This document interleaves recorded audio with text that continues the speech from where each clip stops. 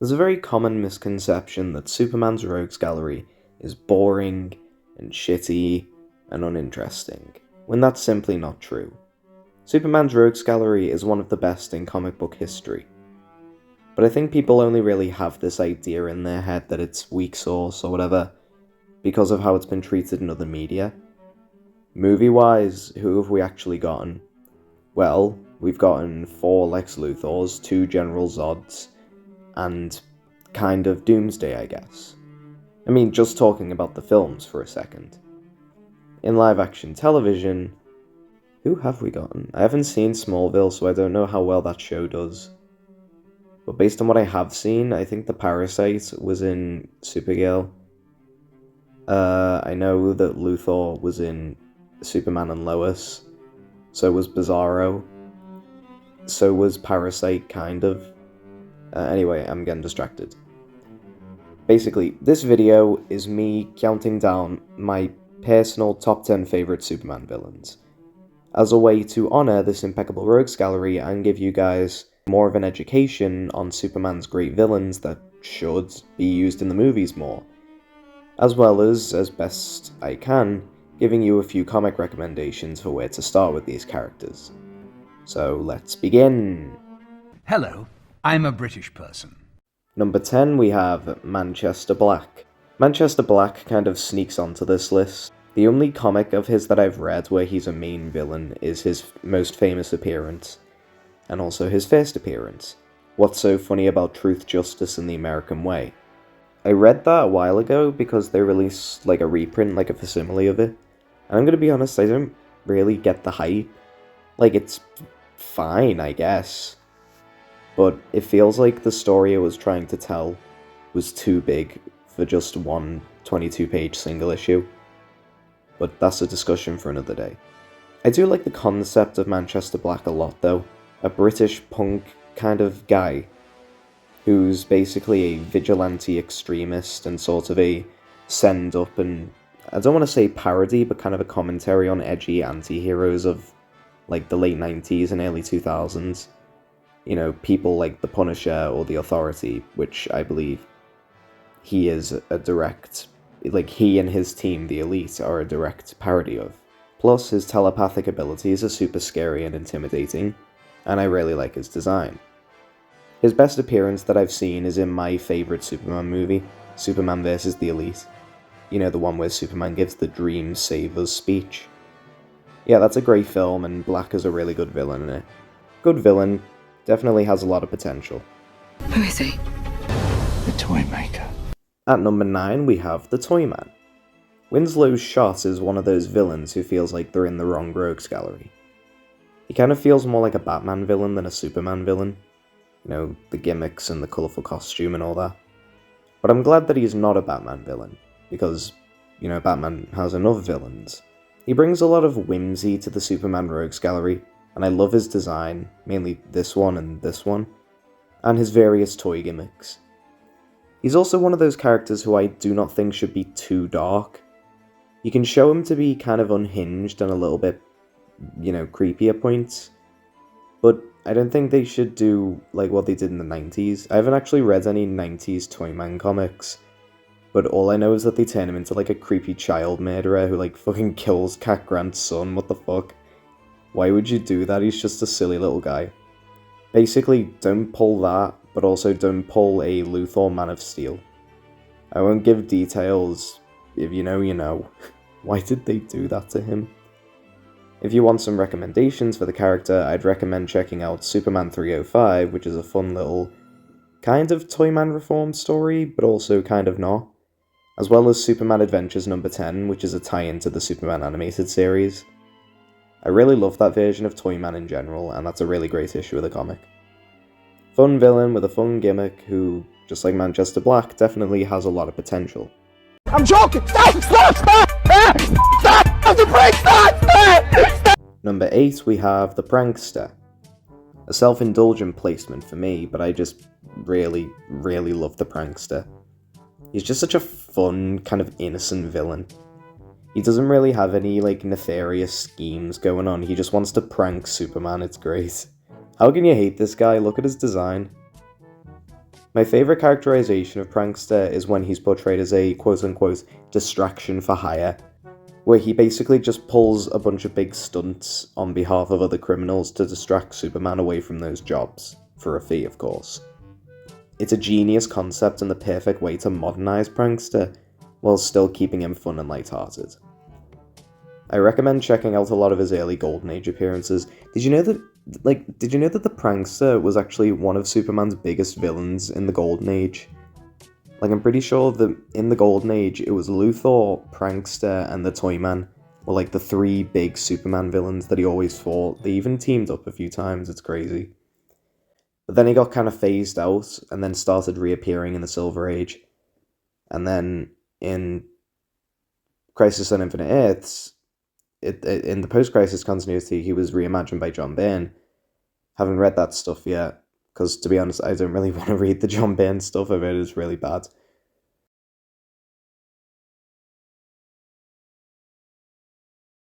And then like the New 52 happens. I know there's some weird shit there. But then, modern day, whenever he does appear, he's distraction for hire again. Read his story in the comic New Year's Evil, which is like this collection of holiday-themed DC villain stories. It's a great issue. You should read all of the stories, but the Prankster one's one of my favorites. There's a really good Toyman story in there as well. I'm gonna drain you dry. Number 7, we have the Parasite. Parasite is one of those characters who, like a lot of Superman villains, should realistically be a bigger villain than he is, but just isn't. Parasite has the ability to drain people of their life force energy, including Superman, gaining his powers. Like, that's just a really cool concept. But this quote-unquote power has also been portrayed as kind of a curse for him. Since, sometimes it's literally just, he's just a greedy parasite, he just likes to drain people. But other times it's like he's hungry, and he needs people to survive. You can portray Parasite as either sympathetic or pure evil. Me personally, I prefer a pure evil Parasite. My favourite Parasite will always be the pre-Crisis Parasite, Raymond Maxwell Jensen. He was always just such a fun, pure evil little gremlin. And he was also quite clever whenever he wanted to be. If you want some good Parasite material, try his first 2 appearances from the Silver Age, as well as the story The Most Popular Man in Metropolis. All very fun. I also will kind of recommend his appearances in the Joshua Williamson run from 2023. He's Parasite is the villain of the first arc of that run, and even though it was one of my earliest Superman comics and I read it and I loved it, but then I reread it a while ago and I was like, ugh, I don't know. I don't love that arc, that run anymore. But the Parasite stuff is alright. I don't mind it. Very cool villain.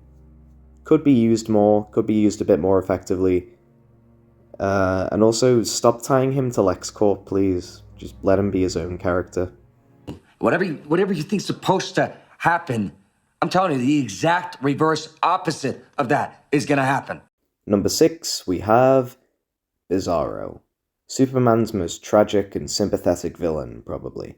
Bizarro is a rare case of a Superman villain who feels 100% perfected after years of existing. Whereas there's a lot of Superman villains out there who I really enjoy but feel have a lot of potential, Bizarro is just kind of perfect. He's the exact opposite of Superman, which basically means he's comically dumb, and also often has freeze vision and fire breath as opposed to Superman's heat vision and freeze breath. Bizarro's origin differs depending on the continuity in the version, but the 2 most common are that he's an imperfect clone of Superman created by Lex Luthor, or he's from the Bizarro world. You want some good Bizarro material? Well, you can't really go wrong with Jeff Johns' Escape from Bizarro World. Absolutely fantastic book. I also really like his chapters in All-Star Superman, and I also recommend checking out how he's used in Superman and Lois. That show's really great. Love that show. And these are a really unique take on Bizarro. So yeah, I like Bizarro. How he has still never appeared in a movie, I will never understand. James Gunn, it was right fucking there. Hi, this is Gilbert Gottfried. I'm pissing and shitting and coming. We're in the top 5 now, nearly there. We have Mr. Mixius Pitlick, the wackiest Superman villain of them all. Mixius Pitlick has always been one of my favourite Superman villains. He just appeals to me so much. A weird interdimensional imp with omnipotent powers who uses said limitless power to fuck with Superman and play pranks. Like, that's just such a fucking fun, creative concept. And it makes Mixie such an innocent villain, which is ironic considering the fact that he's probably the most powerful being in the DC universe. Like, he might not be, but I like to think that he is. I just think the idea that the most powerful being in the DC universe being this guy who uses his literal unlimitless power to just fuck around, like, that's just so funny to me. Mixie is definitely one of the most unique, entertaining comic book villains you'll ever find. He's hysterical. You want some good material for the guy?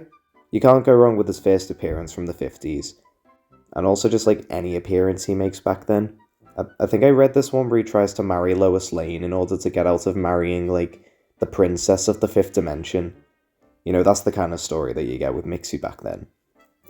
But then there's also the masterpiece, Whatever Happened to the Man of Tomorrow, his appearances in the Superman the Animated Series tie-in comics, and of course, perhaps his greatest story, World's Funnest. I recommend getting the trade paperback for World's Funnest. It includes that fantastic story, and also a bunch of other Mixius Pitlick and Batmite stories. So yeah, grab that, and please adapt this guy James Gunn, he's right up your alley. You already made a reference to Batmite in Peacemaker, so like, you're clearly aware of the 5th dimension. Just use Mixius Pitlick.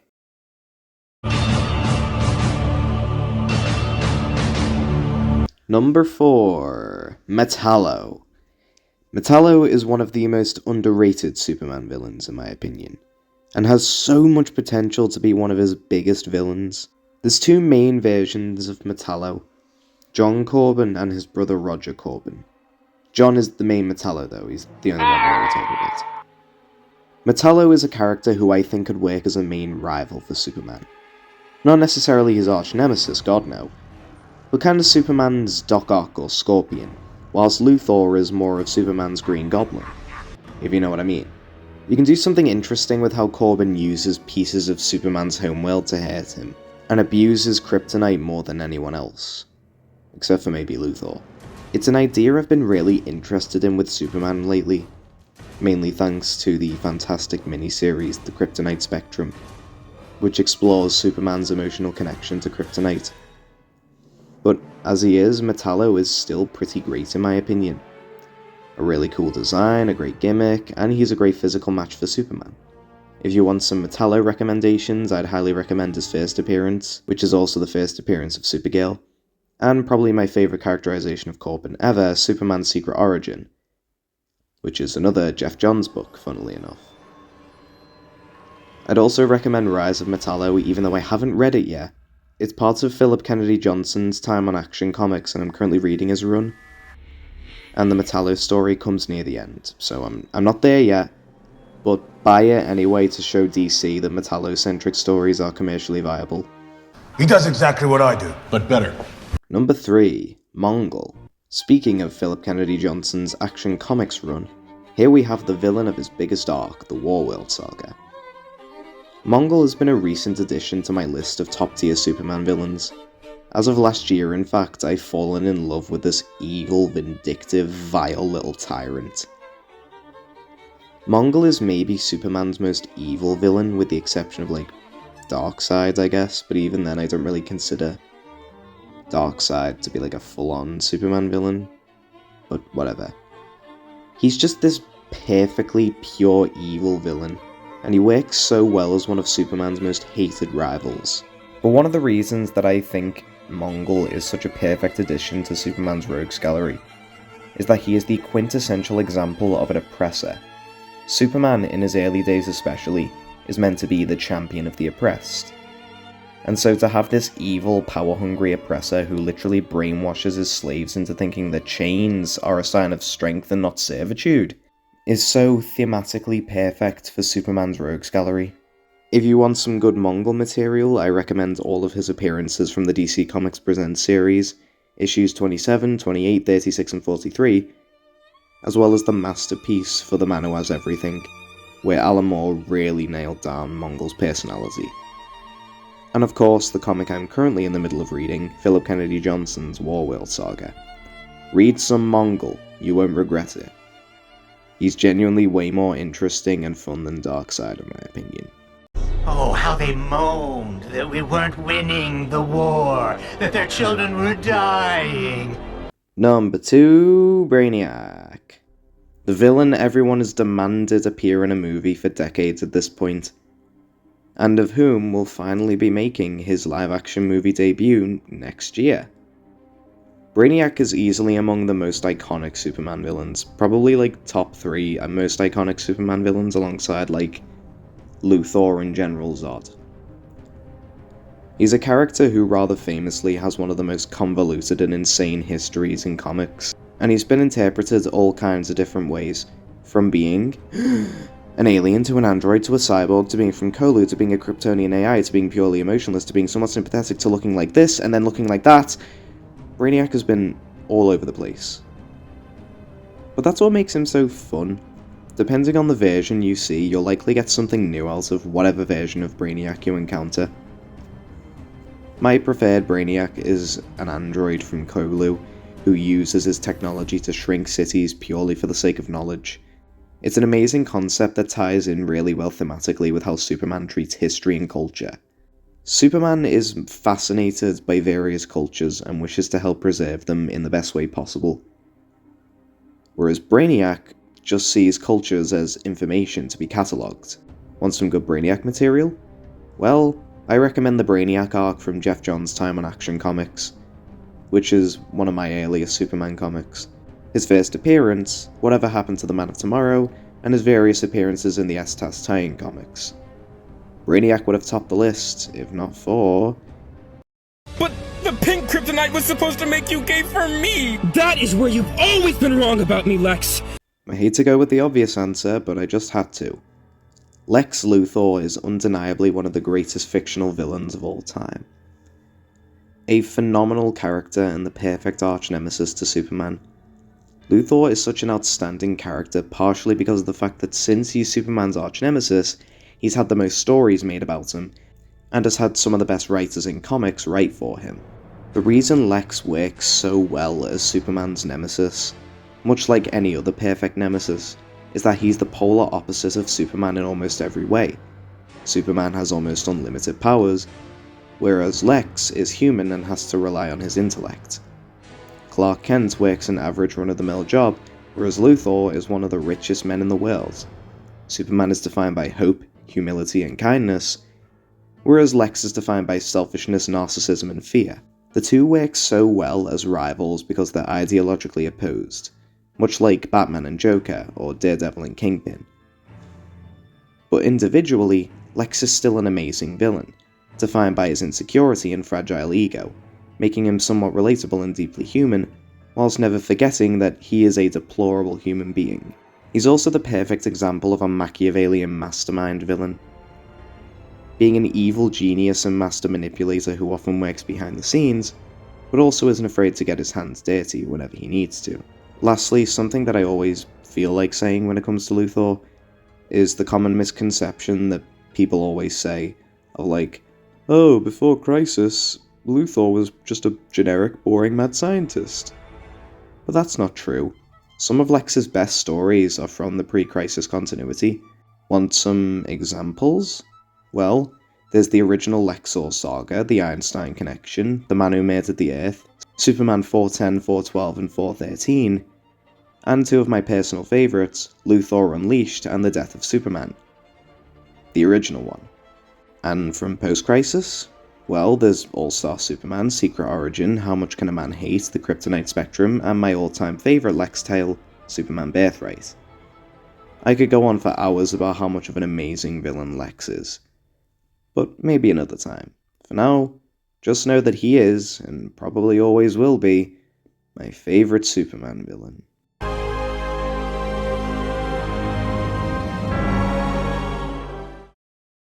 And that's the list. I certainly hope you enjoyed. Before we end off, I want to mention a few quick honourable mentions. General Zod. Zod is a fine character, but he's just kind of overplayed in my opinion. Never been that big a fan of the guy. Silver Banshee. A really cool character with a great design, but I haven't read enough of her comics to make a proper judgment of her. The Master Jailer. A pretty obscure Bronze Age character, but I really like the concept. An architect who dedicates his life to imprisoning Superman. His original story is alright, but I think his backstory and motivations were a bit all over the place. Livewire. A fine character with a lot of potential, but usually I either find her kind of annoying or just not all that interesting. Titano the Super Ape. He's a giant, 70-foot tall monkey who shoots kryptonite lasers from his eyes. I don't need to explain why I need to mention him. Doomsday. More of a dishonorable mention, to be honest, because I really just do not care about Doomsday at all. He's so fucking boring. He's just a big brute that kills people. I once saw someone say that he's objectively the best Superman villain. Why? What interesting conflict does he offer? If you want a character who can match Superman physically, Metallo, Darkseid, and Mongol are all right there. Fuck you, Doomsday, you piece of shit. Yeah, that's it. That's it for real now. Let me know who your favourite Superman villains are. Goodbye.